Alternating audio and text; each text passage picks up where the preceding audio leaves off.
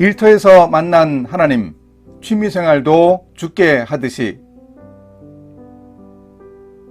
예전에는 학교에서 가정환경조사와 같은 조사가 있었는데 취미란이 늘 있었습니다. 저는 주로 독서, 음악 감상이라고 적었는데 저와 취미가 같은 친구들이 많았습니다.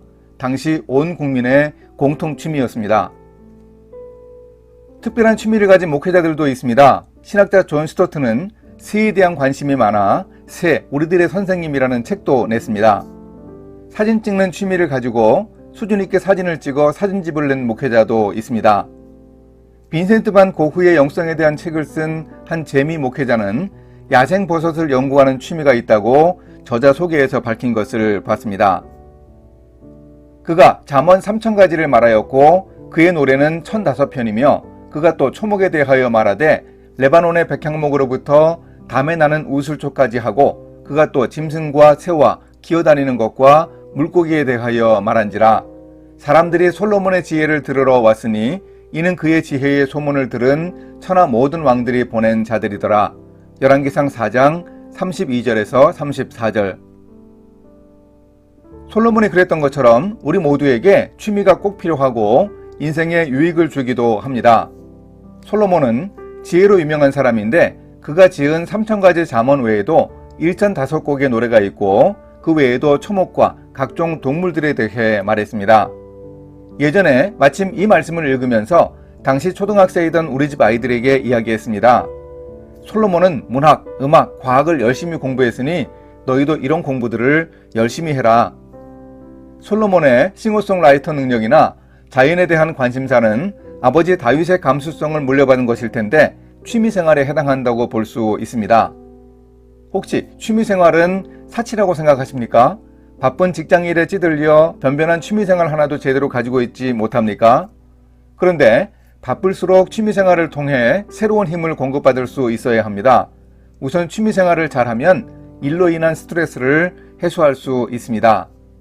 영성신학자 게리 토마스는 일을 열정적으로 하다가 부작용으로 몰락하지 않기 위해 적극적으로 쾌락에 해당하는 인생의 건전한 즐거움을 찾으라고 말합니다.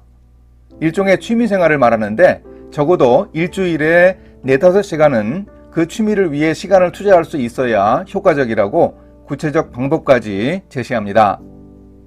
또한 취미를 마니아 수준으로 잘하다 보면 자기 직업 분야에 막힌 부분에서 돌파구를 열 수도 있습니다. 인문학이 열풍을 일으킨 이유는 어느 분야이든 일정한 경지에 이르면 서로 통하고 서로 공감할 수 있음을 보여줍니다. 취미생활도 일정한 경지에 이르게 잘하다 보면 자신이 하는 일에 대한 반짝이는 아이디어도 얻을 수 있습니다.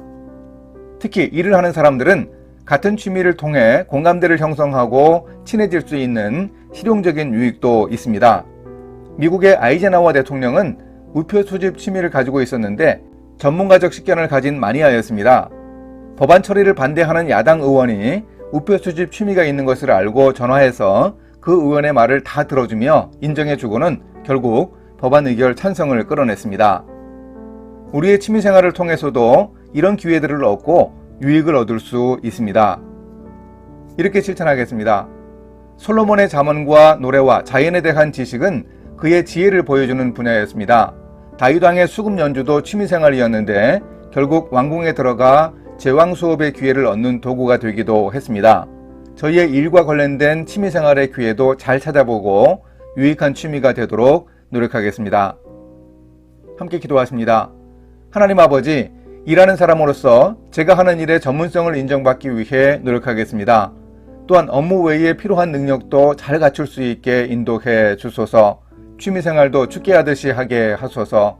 일도 여가를 즐기듯 기쁘게 할 수 있게 도와주소서. 예수님의 이름으로 기도합니다. 아멘.